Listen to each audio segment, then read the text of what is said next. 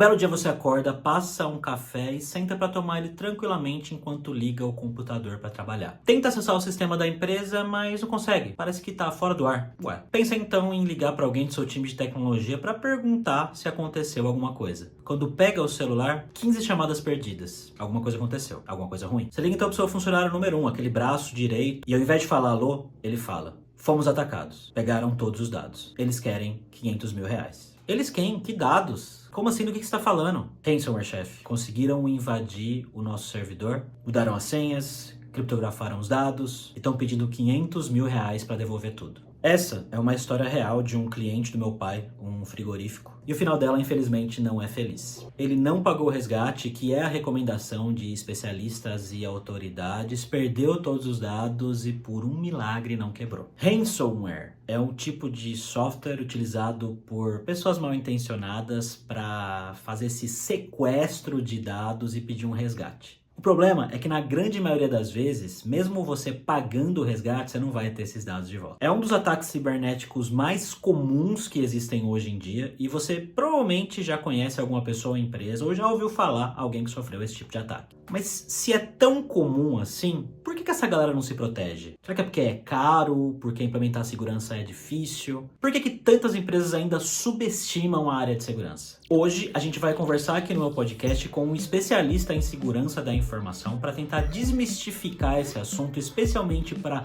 startups, pequenas e médias empresas. A gente fala também sobre tendências dessa área de segurança e também de ataques relacionados a novas tecnologias com as IAs aí, um pouco de legislação e como implementar práticas seguras no dia a dia. Não se esquece de já deixar o like aqui no vídeo, se inscrever no canal e recomendar o podcast para pessoas que você acha que iriam gostar. Especialmente empresas que ainda não estão implementando segurança corretamente no seu dia a dia.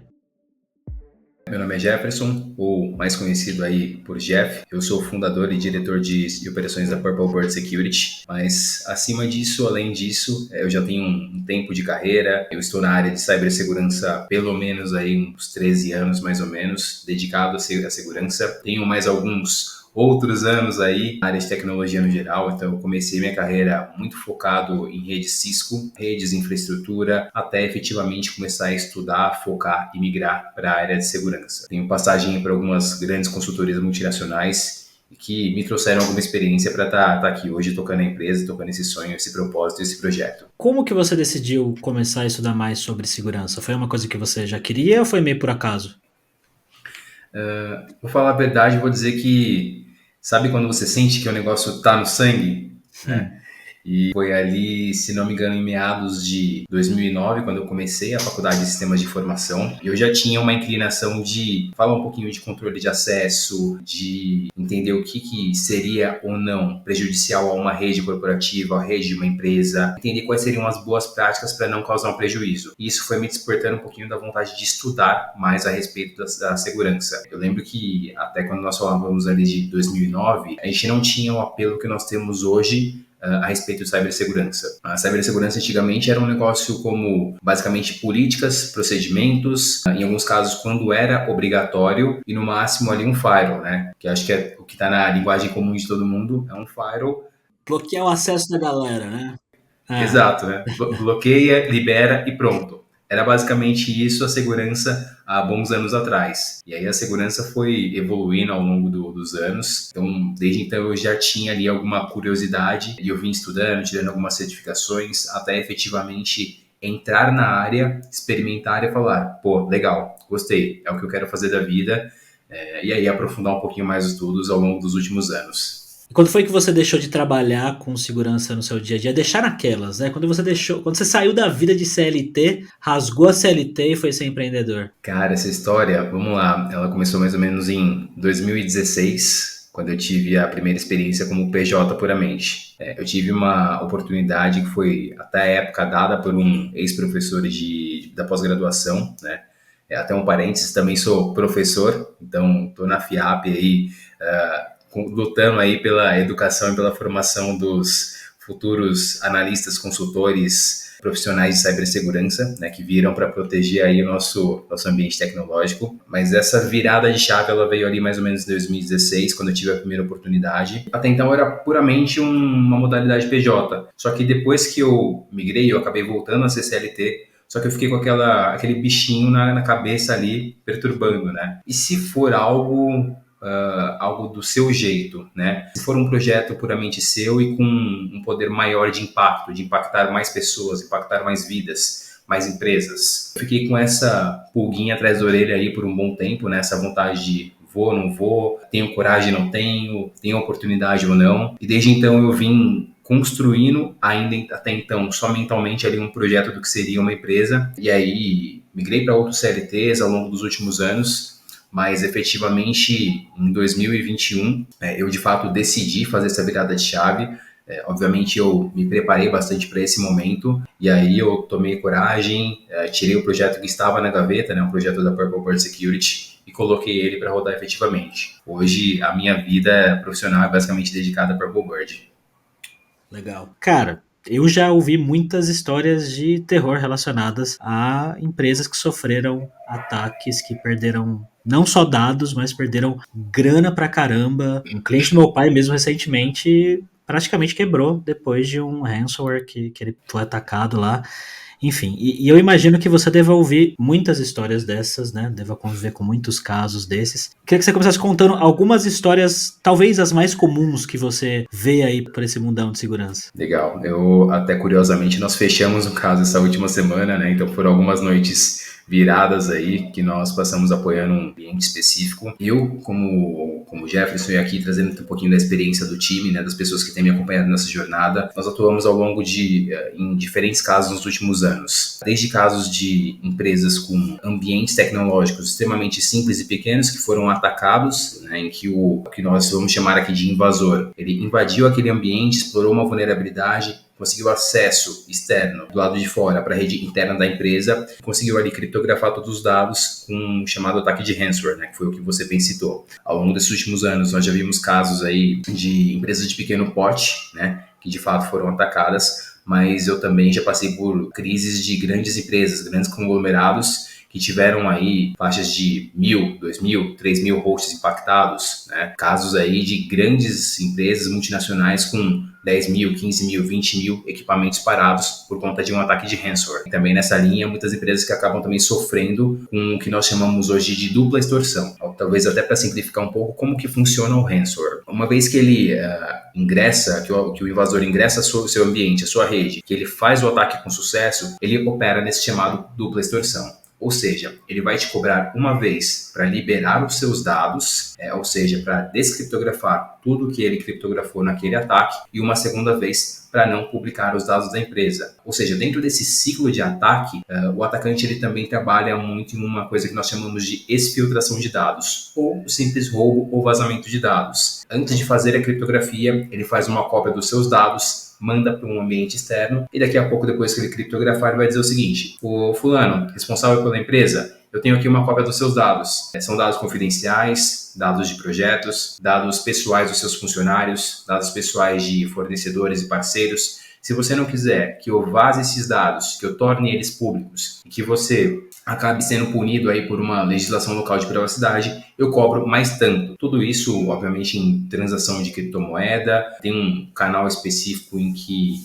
esses invasores, esses grupos de ransomware, eles operam esse tipo de negociação, mas de forma bem sumarizada é o que acontece. Aí talvez uma das principais histórias. Falando mais um episódio bastante curioso, eu costumo falar muito com o pessoal sobre o clássico ataque cibernético. É o que a gente acaba olhando e vendo quando a gente fala ali de cibersegurança, segurança cibernética. Mas tem uma outra vertente também que nós acabamos atendendo bastante, né? Eu trabalhei muito nos últimos anos, ainda trabalho com alguns casos desse tipo aqui na Purple Bird Security, no qual nós temos funcionários que acabam se apropriando de dados da empresa. Eu vou colocar que são dados puramente fictícios, né? Sim. Mas, por exemplo, o caso do gerente de vendas, que ele tinha acesso a toda a base de vendas de clientes, e aí ele, misteriosamente, ele saiu da empresa, ele virou para o dono e disse o seguinte: tem uma outra oportunidade, tenho aqui um outro desafio lá fora, eu gostaria de encerrar esse vínculo aqui com a empresa. Legal, tudo bem, encerrou um vínculo. E aí, misteriosamente, daqui a uma semana, 2 semanas, aparece lá o ex-gerente com uma empresa no nome dele e com uma base de dados de clientes que era da empresa anterior. Então, qual que é o risco disso? Isso caracteriza o que a gente chama de roubo de propriedade intelectual. O ex-funcionário acaba se apoderando dos dados que era da empresa, né, e que, obviamente, se é um dado da empresa anterior, ele não pode sair com aquele dado. E aí também entra um pouquinho da esfera jurídica no meio da história. Isso, né, do nosso lado de segurança, nós como guardiões digitais, assim eu posso dizer, cabe a nós fazer toda a investigação,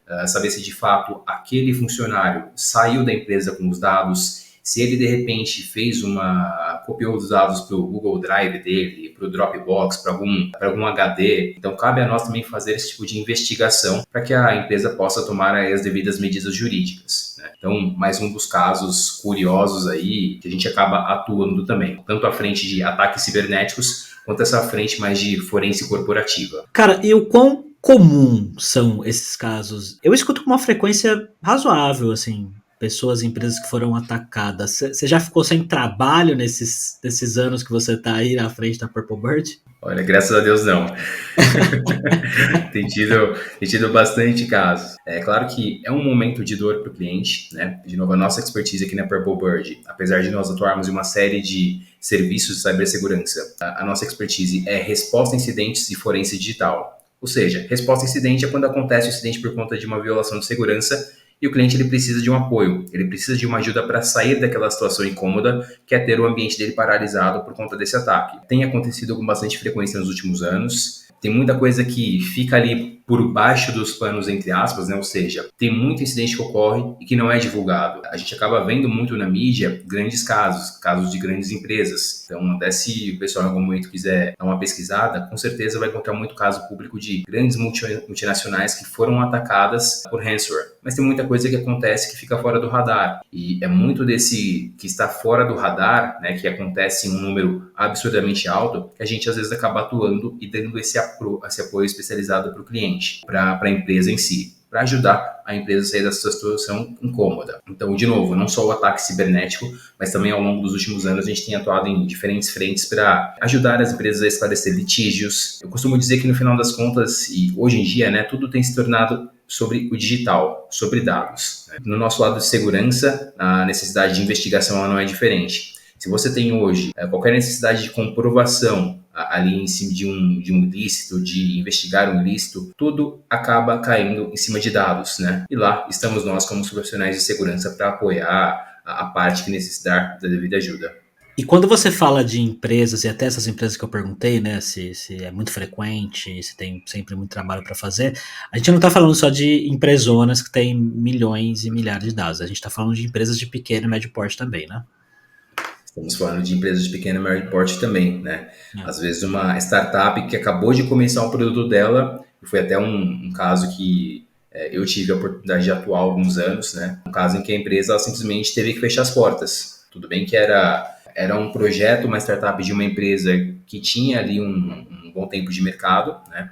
Só que por conta de não ter a oportunidade de resgatar os dados, a empresa acabou optando por fechar as portas, por encerrar aquele projeto da startup, porque o ambiente foi atacado, dados críticos do projeto foram criptografados, e aí eles tinham aqui duas opções. Ou fazer esse pagamento desse resgate, né, para o criminoso, para o invasor, ou então encerrar o projeto. Para muitas empresas já é claro hoje em dia a decisão de que nós não vamos pagar, nós não vamos engajar com cybercrime. Isso é uma decisão bastante sábia, é uma recomendação das autoridades no geral, nós nunca sabemos quando vai ser a nossa vez, mas ainda assim eu entendo que é uma decisão bastante sábia. Por quê? Principalmente porque você nunca sabe se os seus dados vão voltar e como vão voltar. Então a gente costuma dizer aqui na nossa área que pagar um resgate de sequestro de dados não garante que seus dados vão voltar. Então também já acompanhei alguns casos de empresas que pagaram aquela devida quantia, fizeram um pagamento via criptomoedas, a quantia pedida ali por um cybercriminoso, mas não teve os dados de volta. Independente do seu tamanho, mas principalmente PMEs e startups, acabam sofrendo com um impacto muito maior e às vezes até o encerramento de uma operação por conta de um ataque cibernético. Com isso, as pessoas também acabam aí ficando na mão, se eu assim posso dizer. São empregos que vão embora, são pessoas que deixam um projeto de vida de lado, tudo por conta de um ataque cibernético. Sim, e a gente, sempre quando a gente menos espera, né? Ninguém tá esperando que isso vai acontecer com você, né?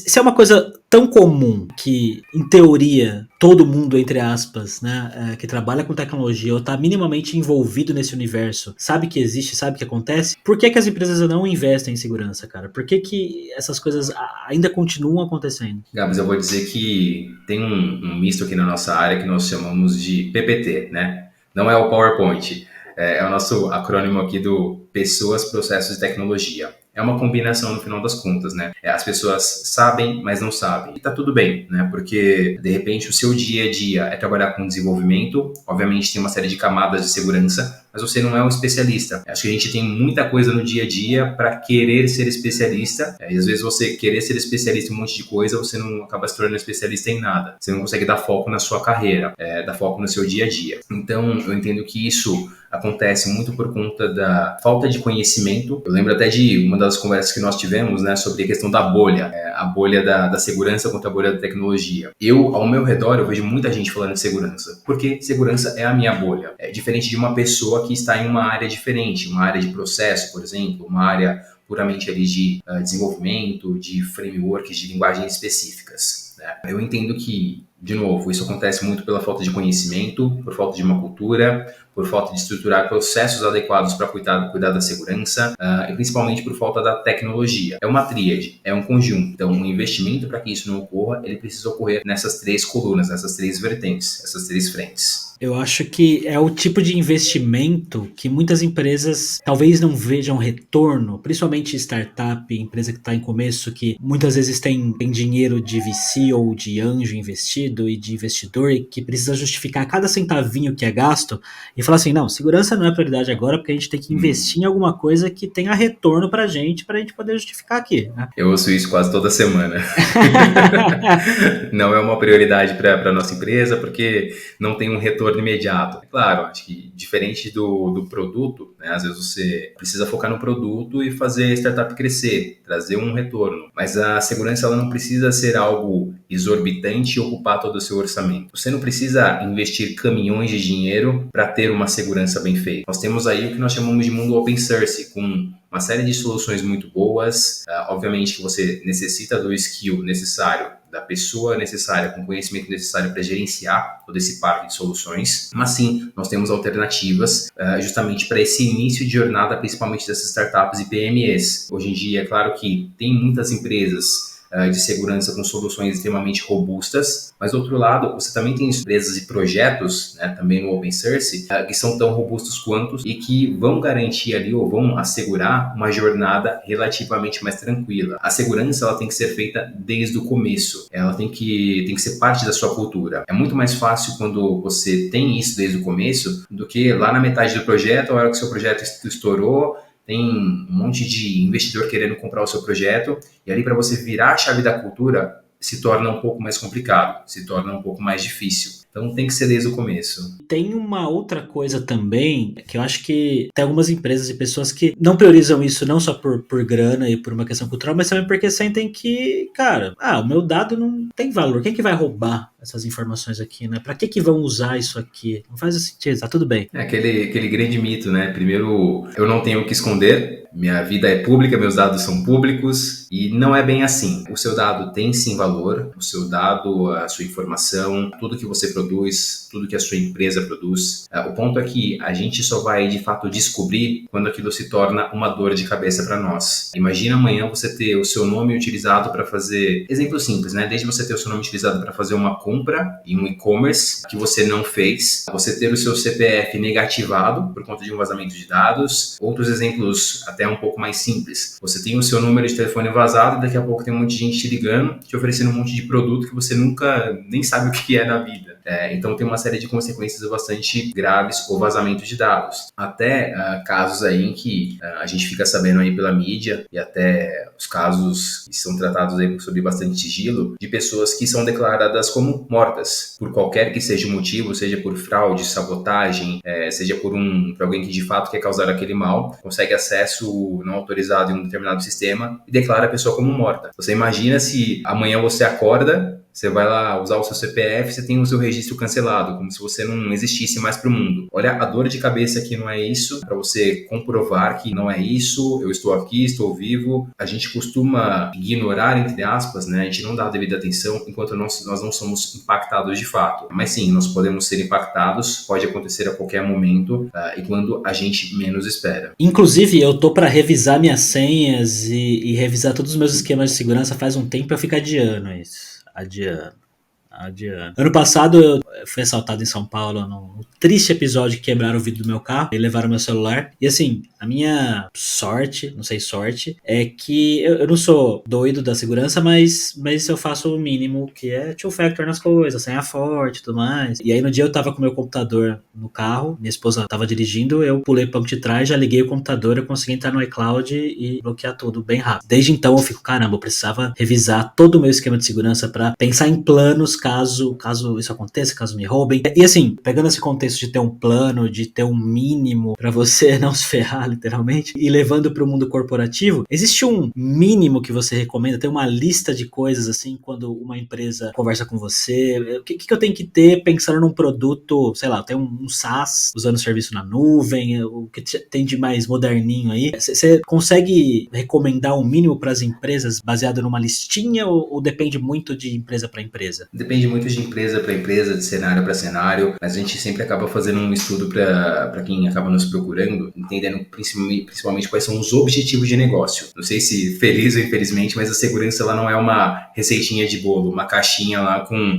as instruções simplesmente de como executar e acabou. Toda empresa tem uma realidade. A gente falou muito aqui da questão de budget, falamos muito da questão de custo, falamos aqui da questão de ter pessoas ou não ali em número adequado para gerenciar aquele ambiente. Tem um checklist que a gente acaba traçando, dizendo ali de acordo com a sua indústria quais são as melhores práticas, o que você deve ou não fazer, como você deve gerenciar. Eu vou trazer um exemplo bastante específico. Vamos falar, por exemplo, aqui da indústria de saúde. Hoje, se eu sou uma empresa do segmento de saúde, eu tenho uma série de normas, de políticas, de frameworks específicos a serem cumpridos. Para quem é uma fintech, por exemplo, você com certeza tem uma norma bastante específica do Bacen para cumprir. Se você manipula cartões de crédito no dia a dia, informação de cartão de crédito, você precisa trabalhar com uma norma bastante específica que é o PCI DSS e assim por diante, de acordo com cada segmento de indústria. Não sei se, de novo, felizmente ou infelizmente, a gente não tem uma receita de bolo, mas o que a gente tem aqui é muita coisa customizada para cada uma dessas empresas, para cada tipo de projeto. Então, no final das contas, tem muita customização, tem obviamente um checklist, mas cada caso precisa ser muito bem estudado para a gente não perder, principalmente o tempo de quem está do outro lado. A gente sabe que hoje em dia tempo é o recurso mais precioso que tem, então a gente precisa otimizar isso aí, sendo bastante assertivo na solução aí que vai ser recomendada para um cliente, para um amigo, para um colega, para alguém que está na comunidade aí no nosso dia a dia. Mesmo porque quando a gente fala de cenários de empresas, além de tudo isso que você falou, né, produtos e serviços e objetivos, a segurança entra muito em quem são as pessoas que estão lá, quem tem acesso ao quê, quais são as rotinas que essas pessoas têm, como que elas trabalham no dia a dia, e no fim acaba entrando em cultura mesmo, né? É muito entender a cultura da empresa para entender qual que é as soluções de segurança e prevenção ali mais necessárias, né? É um trabalho muito específico e especial também. Se a gente não consegue bater uma lista, né, de coisas para cada empresa, a gente consegue pensar em algumas tendências que a gente tem para ataques aí. Agora, eu ouvi dizer que tem gente já usando IA, machine learning para fazer coisa ruim. Acho que, infelizmente, a gente vai viver ainda uma onda bastante forte nesse sentido, tá, Gabs? A gente tem acompanhado uma série de notícias aí, inclusive uma notícia recente, se não me engano, de umas 3, 4 semanas atrás, que chamou bastante a atenção da comunidade de segurança pelo uso aí dos chamados deepfake para simular pessoas, né? Simular ali uma pessoa autorizada e pedir uma transferência bancária. A pessoa usou esses recursos ali de deepfake, primor ali da tecnologia para cometer esse tipo de fraude, para simplesmente acionar alguém, né, acionar ali uma pessoa de uma empresa, para falar o seguinte, ó, eu sou o CEO da empresa, preciso que você deposite X milhões nessa conta aqui por conta de uma transação, por conta de um negócio que está sendo feito. Só que, na verdade, quem estava ali, de fato, né, de frente para aquele funcionário autorizado a fazer a transação bancária, a transferência, não era de fato o CEO, era um deepfake, ou seja, ali o uso da tecnologia mais avançada que tem para cometer esse tipo de fraude. Então, de novo, aqui a gente não fala somente de ataques cibernéticos baseados em ransomware, né, que está muito em alta, baseado em vazamento de dados. A gente tem começado a observar muito do uso das tecnologias de ponta, de novo, como inteligência artificial, machine learning, e todos esses acrônimos aí da moda que tem no cercado para efetuar aí fraudes e ataques cibernéticos no geral. Isso é até uma coisa que eu tava me perguntando outro dia, né? Como que a gente vai conseguir se defender de ataques desse tipo, né? De vulnerabilidades que usam vídeo, que usam o rosto das pessoas, principalmente no âmbito de ambientes menos controlados, do tipo WhatsApp e locais não públicos, né? Isso é uma coisa muito difícil, né, cara? Eu tenho dito que tudo começa com o que eu chamo de BBF, né? É o básico bem feito. O básico bem feito, o que é? Você começar a se habituar a criar a cultura de segurança desde o começo. Não adianta a gente chegar e achar que eu vou adotar uma tecnologia milagrosa de segurança que vai resolver todos esses problemas. Obviamente, a indústria de segurança, ela também se arma, né? Ela também acaba tendo uma série de ondas de revolução dia após dia. A indústria de segurança, ela também acompanha muitas tendências. Ela está ali também trabalhando para implementar IA, para implementar machine learning, para implementar tudo o que tem de melhor de tecnologia nos seus produtos. Mas, de novo, eu ter um produto caro não é uma garantia de segurança. Aliás, em segurança a gente diz que nada é garantia. Não existe o 100% em segurança. Você precisa fazer ali o básico, estabelecer uma série de controles, uma série de mecanismos para se proteger, para prevenir. Porque se acontecer, aí sim o prejuízo vai ser grande. Tem que partir ali do básico bem feito, tem que se habituar, tem que habituar o seu time. Tudo é parte da cultura. Na hora que, de fato, for necessário reconhecer um ataque, reconhecer ali uma tentativa de golpe, você tenha isso, você tenha pessoas, de fato, com a devida cultura, com a devida segurança para jogar a favor da empresa. Sim, mas assim, se tem a galera do lado de lá, vamos dizer, né, que está investindo em usar as últimas tecnologias e adaptar o que a gente tem aí de mais moderno para se aproveitar de vulnerabilidades e ataques, existe também um avanço do outro lado. Tem muita gente estudando isso, né, e pensando aí em inovações, principalmente com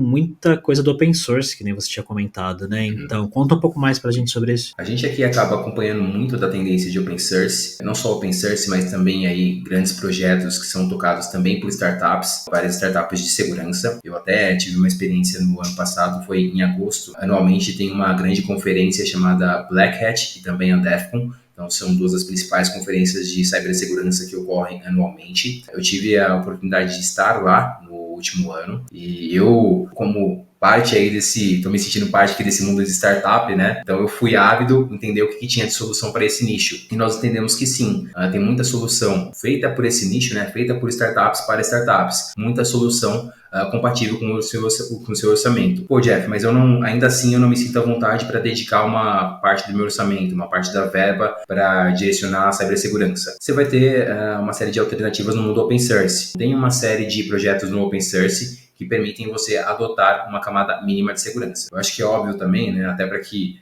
o meu discurso aqui não pareça um tanto quanto irresponsável, não adianta simplesmente só adotar o open source e achar também que isso vai resolver todos os problemas. Do outro lado, né, enquanto nós temos uma série de projetos open source que funcionam muito bem, também existe a necessidade de skills, de pessoas qualificadas para manter aqueles projetos. São os dois extremos, né? Você paga e tem uma solução comercial muito boa e você também tem um suporte imediato quando você precisa. Só que do outro lado, você tem um projeto open source e você não tem necessariamente ali uma obrigatoriedade de ter um suporte do desenvolvedor daquele projeto. Então, por isso, você precisa ter pessoas também muito bem qualificadas. Então, no final das contas, ali é uma tríade. Uma coluna acaba sustentando a outra. Não existe um trabalho isolado que vá garantir, que vá assegurar tudo. Certo. E no final das contas, acho que tudo se resume a uma palavra que você já falou umas 2, 3 vezes aí, que é cultura. Tem a cultura de segurança. E cultura, quando a gente fala cultura, parece uma coisa meio abstrata, né? Como que você cria uma cultura de segurança, né? Como que você estabelece que a gente siga boas práticas no dia a dia com relação a esse tipo de coisa? Gabs, eu acho que tudo começa com um bom treinamento. Fazer com que as pessoas entendam, primeiro, qual que é o impacto da falta de segurança da informação na vida pessoal delas. Pega o seu funcionário, o seu time, faz um workshop, meia hora, 40 minutos, uma hora. Fala, galera, se o seu dado vazar, as consequências são X, Y, Z. Começa do básico. O básico primeiro, para depois você começar a evoluir a discussão e falar, ó, na nossa empresa, se os dados vazarem, o problema não é só para mim como empreendedor, como dono da empresa, isso não é só para o VC, só para quem está investindo. O problema é de todos. Todos somos parte do problema e da solução. Então eu entendo que a cultura precisa começar pelo básico, atacando ali a nível de pessoas, né? Então a cultura eram todos com o básico da segurança e você vai evoluindo. Hoje nós temos uma série de movimentos que são muito focados no que nós chamamos de security awareness, né? Ou seja, a conscientização, a ambientação das pessoas quanto à segurança, quanto ao que você deve ou não deve fazer, quais ações são consideradas seguras ou não ali no dia a dia. Então, acho que você precisa dar o primeiro passo, deixando as pessoas conscientes o quanto que a segurança é importante, o quanto que ela é decisiva no dia a dia e o quanto que isso vai ser um diferencial para a sua empresa lá na frente. A depender do seu estágio de maturidade do projeto, da empresa, de novo, seja uma startup, seja uma PME, seja uma grande empresa, se amanhã você tem um interessado a comprar o seu projeto, a investir na sua empresa, tenha certeza que a segurança em algum momento ela vai ser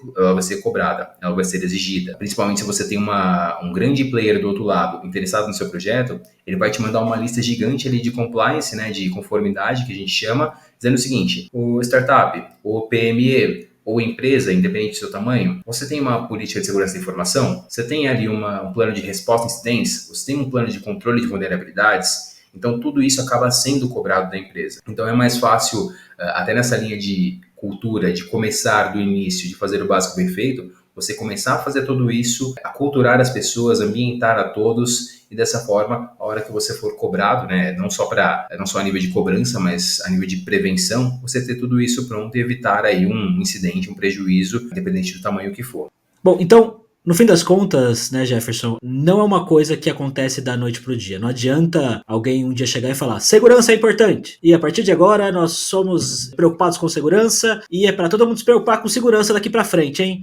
E nunca mais falar nisso, né? É um trabalho de médio e longo prazo, de conversas, de práticas, de treinamentos, de reforçar boas práticas, de deixar pessoas responsáveis por, de repente, cobrar e olhar aquilo, né? Não adianta achar que é do dia para noite. Muitas pessoas talvez veem a segurança ou esse papo de segurança dentro das empresas de uma maneira negativa porque tiveram experiências no passado de que tipo, não, segurança é bloquear minha internet, segurança é eu não ter acesso ao banco de produção para eu rodar meu delete semware lá, né? E ter que ficar pedindo para alguém. Não necessariamente precisa ser assim, né? Não precisa ser assim, né? Acho que passou aqui do momento em que a segurança era só manda prender, manda soltar, bloqueia, desbloqueia, libera meu Facebook, libera meu WhatsApp. Então, acho que hoje em dia a segurança ela tem se tornado um tema que cada vez mais está na pauta de discussão, não somente na mesa do analista, na mesa do consultor, na mesa do coordenador e do gerente, mas a segurança ela tem subido para a mesa do comitê executivo, dos boards de discussões. Porque, de novo, vamos voltar lá para o começo da nossa conversa, imagina a sua empresa sem faturar por uma semana, por 2 semanas, por 3 semanas. Eu já passei por casos aqui de empresas que ficaram sem faturar por 90 dias. Será que a sua empresa tem fôlego para sobreviver a 90 dias? Lembre-se que as suas obrigações elas não cessam. Você continua tendo que pagar funcionário. Eu vou mandar todo mundo embora. Você precisa pagar a rescisão de todo mundo. Você tem obrigações com os seus clientes, com seus fornecedores. Você precisa cumprir com uma legislação. Exemplo, né? Nós atendemos recentemente o caso de uma fintech. Ela já tinha uma operação bastante robusta e ela foi notificada uma série de vezes pelo Bacen por conta dos sistemas bloqueados por ransomware. Ela não podia atender. Ela não podia atender o cliente final e não podia executar ali o procedimento do dia a dia, né, a operação do dia a dia. Então, com isso, a empresa ela também recebeu uma série de notificações de multas ali do Bacen por conta dessa falta de operação. Então, de novo, além dessa possibilidade de faturamento, de impossibilidade de faturar, você tem também ali as previsões legais. Então, tudo no final das contas acaba virando um grande prejuízo, acaba minando ali o fôlego e a sobrevivência da empresa. Ainda nessa questão de segurança de alguma maneira ser um bloqueador, eu acho que tem uma outra coisa que talvez reforce um pouco essa ideia para algumas pessoas e empresas, que são algumas leis de proteção de dados que estão aí há algum tempo no mercado e têm ganhado cada vez mais força por causa de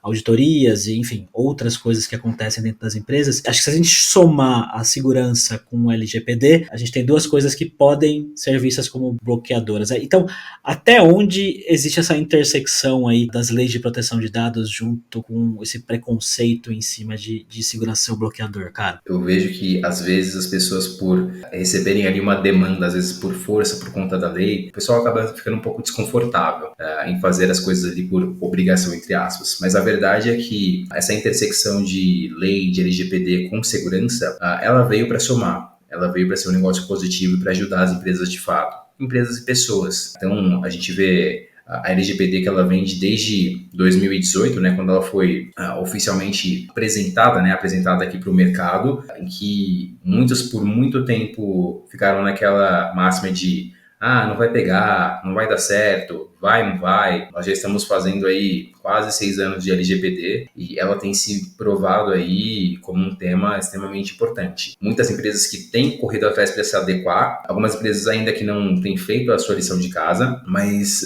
cedo ou tarde a ANPD, né, a Autoridade Nacional de Proteção de Dados, ela vai dar conta dessas empresas que não têm feito a lição de casa, que não têm dado conta do recado. Então, acho que meu ponto principal aqui é que a legislação, ela está aí para ser cumprida, né? Ela anda de braços dados com a segurança, então uma área tem que ajudar a outra. De novo, acho que não é um trabalho isolado aqui. E até a gente volta naquela antiga lenda, né, de que a segurança era só para bloquear, o pessoal da segurança sempre foi o patinho feio que tinha que ficar isolado, né? Não, hoje em dia tem que ser um trabalho conjunto. Então, todas as disciplinas se conversam. Não é só um trabalho de lei, com um trabalho de segurança, mas é um trabalho de um todo, é um trabalho de um conjunto aí para a gente poder sair do outro lado. Não só com a LGPD, né, que é a nossa lei local aí de privacidade de dados, mas a depender da característica da sua empresa, você tem outras leis, até mesmo internacionais, impactando o seu ambiente, né? Vamos falar aí da famosa GDPR, né, a Lei de Proteção de Dados Europeia. Então, hoje, se a sua empresa ela tem algum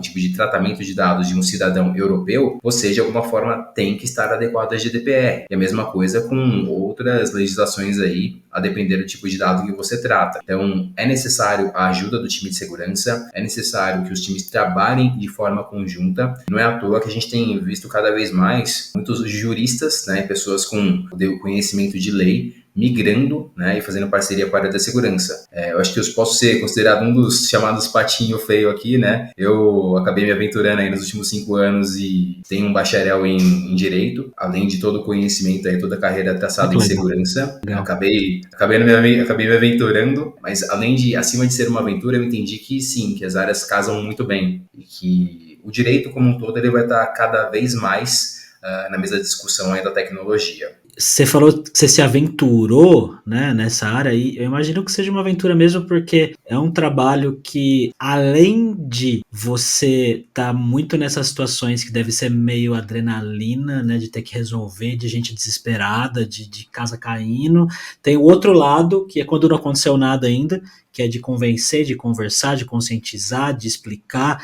Então, são 2 trabalhos bem difíceis, assim, e como que você tem feito esse trabalho, né? Como você mesmo falou no começo, de desmistificar segurança para startups e pequenas e médias empresas? Tem sido um desafio bastante interessante esse, principalmente pelo ponto de ter uma visão holística, então hoje ter uma formação em cibersegurança, experiência em cibersegurança, ter atuado em diversos casos, e agora ter também esse conhecimento de legislação, isso me permite ter uma visão holística do que está acontecendo no ambiente. Eu também já tive muita experiência em alguns casos em que, às vezes, você chega na cena de um incidente, né, de um problema de segurança, em que a pressa do negócio, a pressa dos consultores, do time que está lá, é restaurar o ambiente. Precisamos restaurar o ambiente, precisamos voltar à produção, e calma lá. não é bem assim. Nós precisamos cumprir com uma série de processos e etapas anteriores para que, de repente, amanhã aquilo não te cause o problema de um litígio, né? Não te cause um problema judicial. Seja por conta de uma comprovação, seja por conta de um vazamento de dados,